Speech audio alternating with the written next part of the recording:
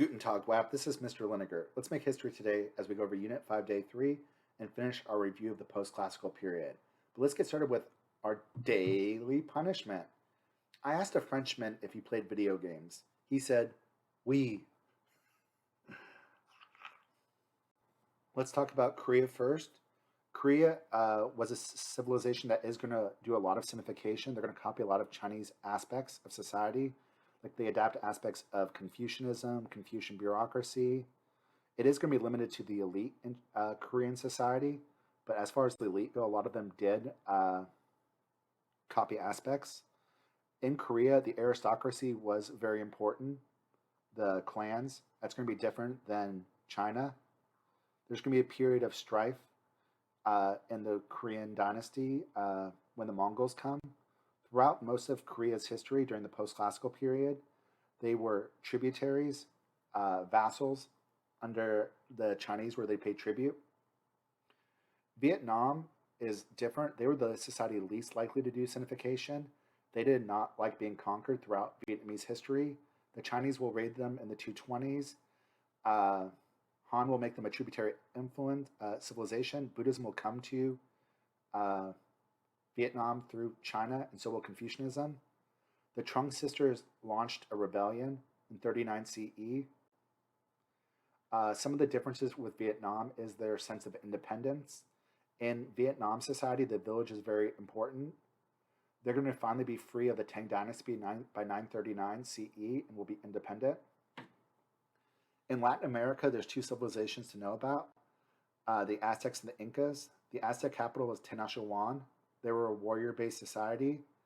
They had bloodletting. They believed their major god, Huitzilopochtli, demanded blood sacrifice from humans. They believed eventually their other good god, Quetzalcoatl, would come back. They traded very heavily in Central America. The Incas were pretty unique. They were located in South America, Peru, the Andes. They were an Andean civilization. They had no private property. They were kind of socialist. They did build roads to connect their empire. They did mummification. When a new emperor was chosen, they would actually, when a new emperor was chosen, they would actually take out their mummies and like parade them around, which is kind of cool. They had no writing system, but they did use kapu, which was like the little knots you would make on strings to keep records. They had Machu Picchu as one of their cities and Cusco. They were pretty tolerant. They would take people back to the capital, the nobles, and train them, and then have them go back to govern their city. They did have a little bit of human sacrifice, but it wasn't as big of a deal. Their major god was the sun god. In Africa, the first major civilization you should know is Mali. Their founder was Sundiata, and from his life, that's where you get the story of the Lion King. The big person you should know is Mansa Musa. He is Muslim. He's going to be the first African Muslim to go on his pilgrimage to Mecca, his Hajj to Mecca. He's going to bring so much gold with him that he almost he causes like 200% inflation of the gold value.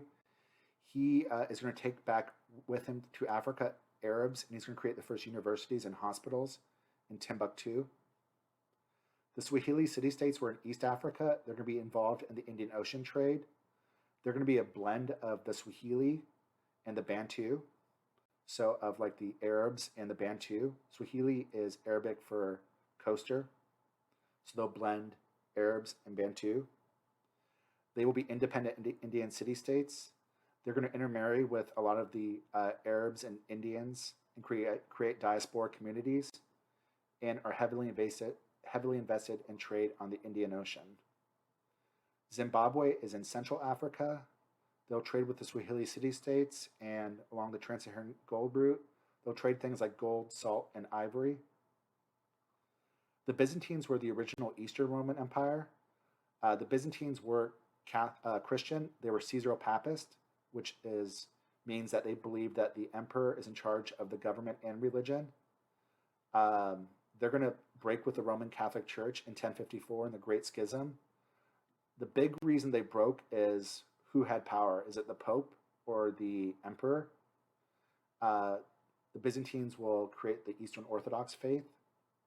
They also disagreed on littler things like whether priests can get married, whether the Eucharist bread needs to be leavened or unleavened, and whether you could say the Mass in the vernacular or not. The Byzantines had a strong bureaucracy and government. The emperor was almost considered divine, even though they were Christian. The Byzantines were located in North Africa, Turkey, parts of the Middle East, and a little bit of Eastern Europe. They will start to have their land conquered by the Turks ever since the Battle of Manzikert in 1071. Finally, in 1453, a new Turkish civilization, the Ottomans, will conquer them, and the Byzantines will die when Constantinople is conquered. Let's lastly talk about the Mongols. The Mongols will be founded by Genghis Khan. He's going to unite the Mongol tribes. He spends like the first 30 years of his life just trying to unite all the tribes. He's going to conquer then most of China, then Afghanistan, then Central Asia. Later, Korea and all of China will be conquered, and Middle East and Russia. They were a tributary empire. The Mongols were tolerant for the most part, as long as you paid tribute. They would let you practice your local religion.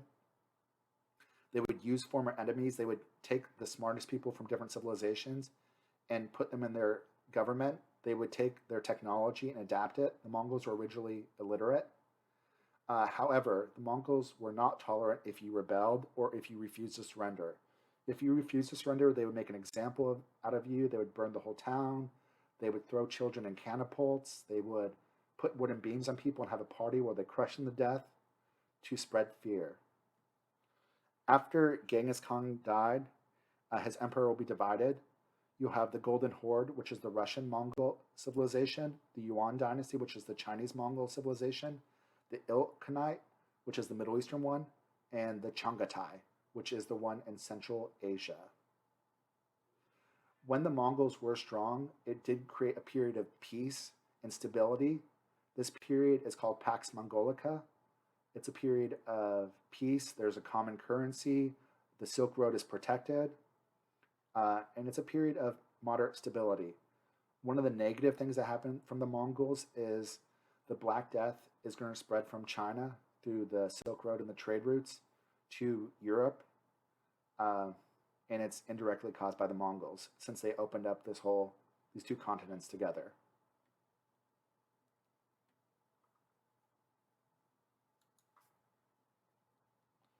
All right, guys, and that's all I have for today. We'll be going over the early modern period next. Until next time, deuces. Deuces, deuces.